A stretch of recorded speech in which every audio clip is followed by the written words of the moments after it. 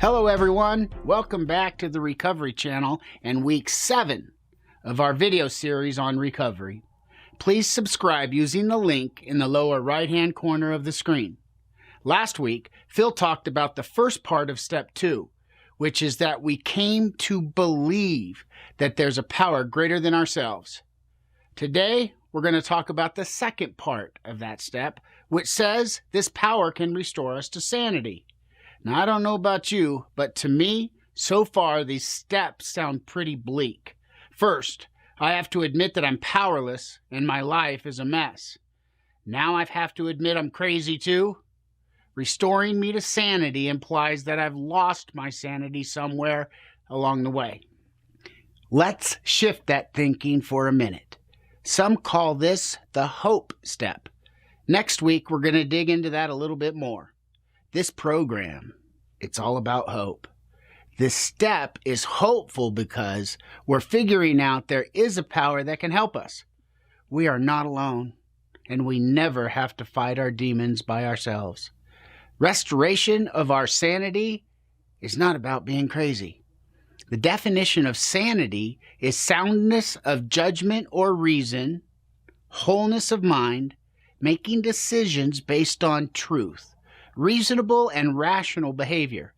To be restored to sanity is to rediscover the spiritual nature we have always had, but was hidden by the insanity of our disease.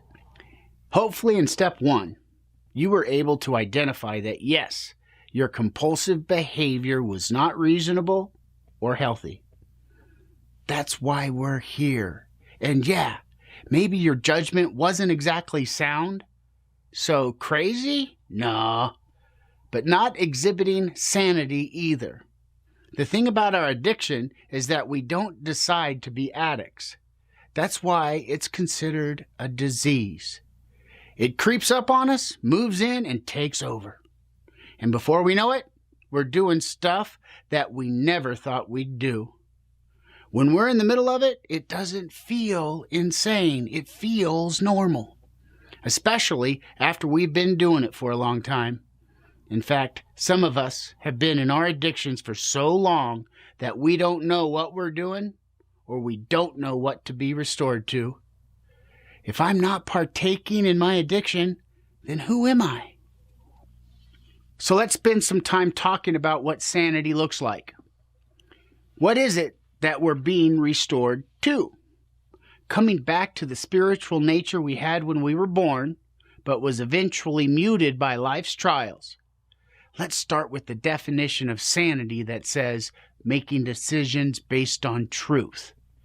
This brings in what we talked about in week 3, our denial, or absence of rigorous honesty. As addicts, we are masters at justification and manipulation. Our drug of choice makes us feel better, and we will come up with our own version of the truth so that we can justify using our drug of choice. So, a big part of being restored to sanity is operating from a place of truth. That requires us to be extremely mindful of our motives. I believe we all have a built-in moral compass that knows the difference between right and wrong. We were born with it. But are you willing to take a pause and ask yourself the hard questions? Do I really need to take this drink? Am I really going to quit tomorrow? Will this really be the last time I eat chocolate cake or cookies? Am I really doing this porn site because I need relief and my partner is not around? What's the real truth? The truth is likely that deep down, I'm scared, or I'm hurting because I'm lonely, or my partner is mad at me, or I think my boss hates me, or my friend flaked on our outing, or I'm depressed for no apparent reason. If I were to make a decision based on that truth, is using my drug of choice right now really going to make me feel better? Maybe for a minute or two, but then I'm going to have to deal with the shame, the guilt, and the consequences of acting out on top of whatever was bothering me in the first place, because that hasn't gone away. I just numbed it out for a bit. Being restored to sanity means that I'm going to make a decision based on truth. I'm going to ask my higher power to help me. I'm going to reach out to someone for support. I'm going to engage in prayer, meditation, healthy self-soothing, and a ride out of these negative feelings. The feelings will pass, and I'll feel better in a while. And because I didn't act out, I'm going to feel proud of myself, and I'll be filled with hope. Now that's some pretty heavy stuff. How are we supposed to know which is the real version of the truth when our brain is creating all these thoughts and emotions? They feel very real. The draw to our addiction is incredibly strong, and the moment of greatest temptation, there seems to be only one truth, and that is, I want to use right now. This is where we have to pause for just long enough to ask our higher power for help. Break the addictive, compulsive cycle. Take a deep breath,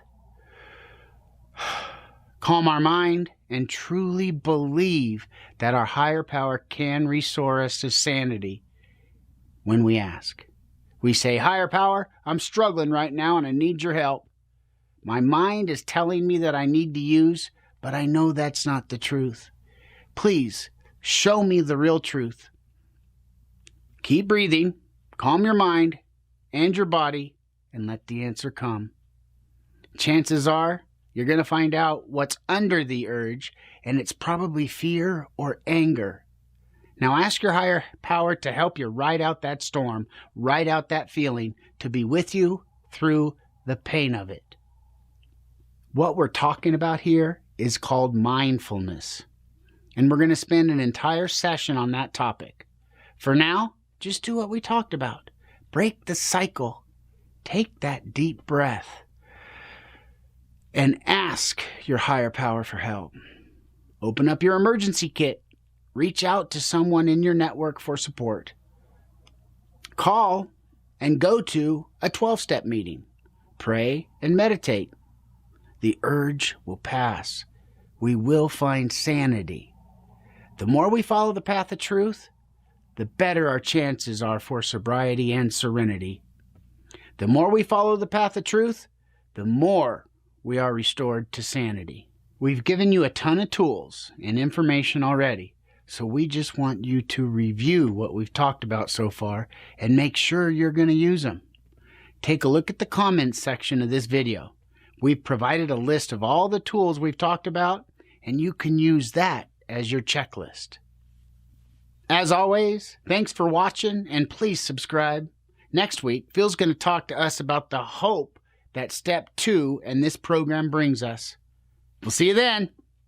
And remember, recovery is possible. Today.